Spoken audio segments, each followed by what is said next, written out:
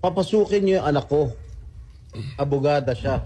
At ang sinabi mo, hindi ko siya papapasukin. Why not, Gerald Torre? That is a decision. That is a decision. That is my call, sir. That is my decision. Considering that Okay. he had already been assisted by 3 lawyers all throughout Okay. that time, sir. And gabi na ho yun, sir. The request was made at around mga 9 o'clock na, sir.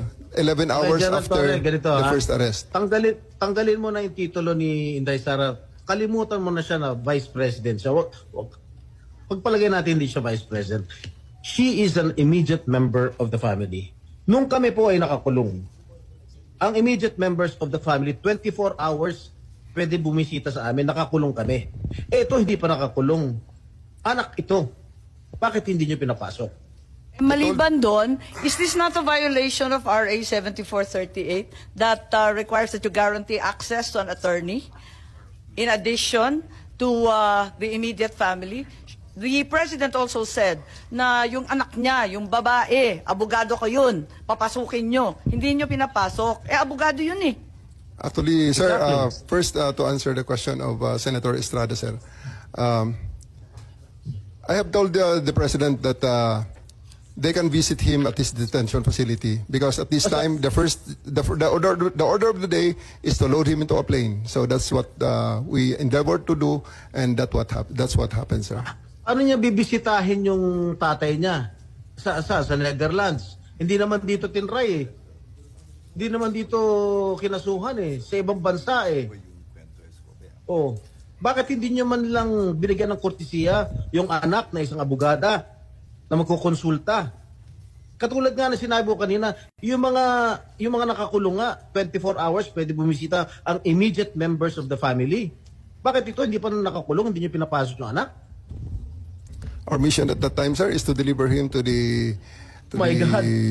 body Kahit who ano issued the warrant, mangyari, sir. Nasa batas yan. Nasa batas yan, General. Immediate members of the family, lawyers, priests, etc., etc. I should know. Nanggaling ako dyan. Tapos ito, hindi naman nakakulong. Again, I am not defending President Duterte. I'm just explaining the rights of an accused. Because naging akusado rin ako. And I don't want that to happen to anybody else.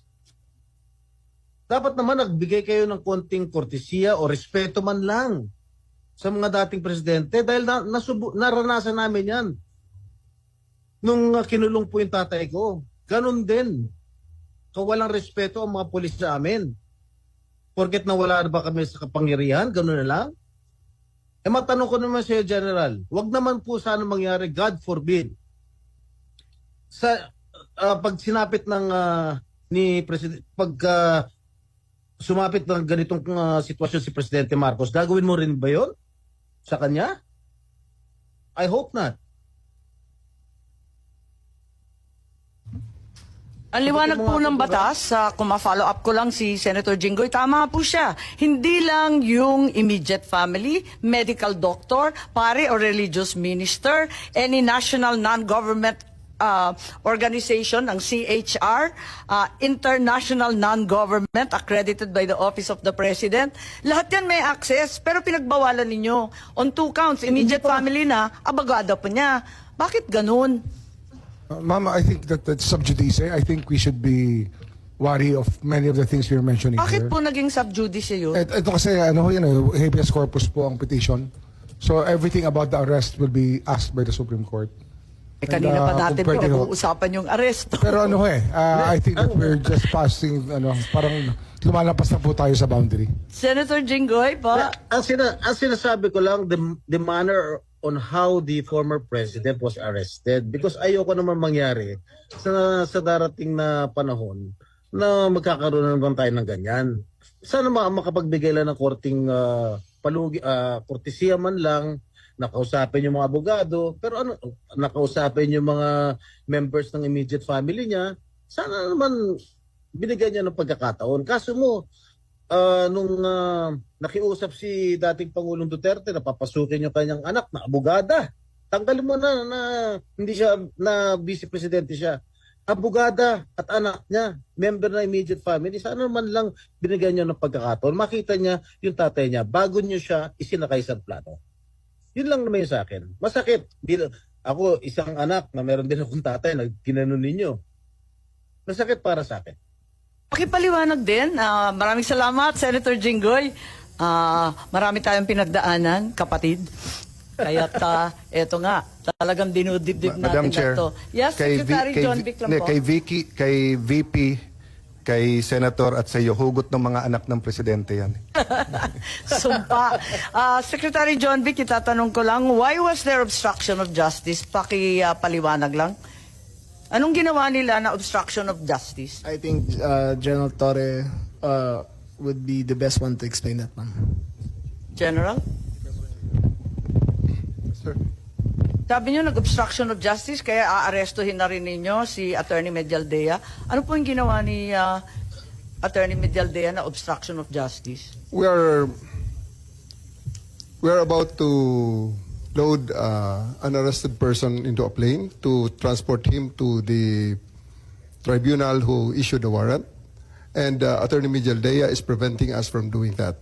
He shouted at us and intimidated us, including the president intimidating me. Alam ko malaking tao si Attorney Medialdea, pero hinarang ba kayo? Tinulak ba kayo? Wala namang ginawa eh. Hindi naman He did, nadadaan ma'am. sa salita yung obstruction eh. He did, ma'am. So I do believe that under that circumstances, I have to arrest him just to. And I did. I do believe that I used the reasonable force to ensure compliance for him to step aside for us to load the former president to the plane. So yun lang yung obstruction dahil nagsisigawan yung mag-asawa. He is preventing us from doing our job of loading the former president to the plane. Hinarang ba kayo? Yes, ma'am. Anong ginawa? Hindi Nakikita namin naman sa makita video eh. eh. Ang Nakikita nakita naman sa ko video. lang, pinipilit niyo iposas, hindi magkasya yung posas. Yes, that's one thing, ma'am. His blackmail way, he is preventing us. He actually placed another chair at the side of the president for the former president to sit, which is already very much delaying everything because the plane is already ready to fly. Ba't kayo masyadong nagmamadali? We are going, unang-una ma'am, ang reglementary period, mamalasin naman kami pag hindi namin ginawa ang trabaho Bakit? namin. Anong reglementary period? Anong period yun? The Article Dahil 125, sinabi na nga ni Executive Director sa ating PCTC na diffusion lang naman yun eh. Wala nga commitment pinag-uusapan dun eh. Wala nga red notice, pambira eh. there is a warrant. Tagal-tagal na ni Arnie Tevez eh. Wala pa rin, di ba? This Ba't is kayo a- nagmamadali? Ano yung reglementary period mo? May I refer it to the SOJ, ma'am, if the SOJ wants to answer that. Hindi ba pwede kayo na muna? Mauna lang kayo, tapos sa si SOJ. Pwede? Okay, ma'am. Okay. My main processes during the time is that I have implemented a warrant, and it is therefore the person is already arrested by virtue of a legal warrant, and Article 125 comes into play of the revised penal code, which is entitled delivery of persons legally arrested to the proper judicial authority, and I do believe at this point the judicial authority will be the ICC. Therefore, I have to abide with that Article 125 of the So revised inaamin penal code. mo warrantless arresto. Kasi yung Article 125 ng RPC does not apply kung may warrant. So inaamin mo walang warrant. At the many stages, ma'am, all the many other, Hindi, among make other up your laws. mind, General Torre. Warrantless arrest ba to o may warrant? Kasi ang liwanag naman ng Article 125 eh, ng revised penal I do code. believe that I have a warrant at this time. I just don't want to be. Hindi walang reglementary period. Mamili ka. Kapag warrantless arrest, edi may period. Kapag may warrant, walang period. Just the same, ma'am, I have to deliver Hindi him to the pareho judicial yun, proper authority. kapatid.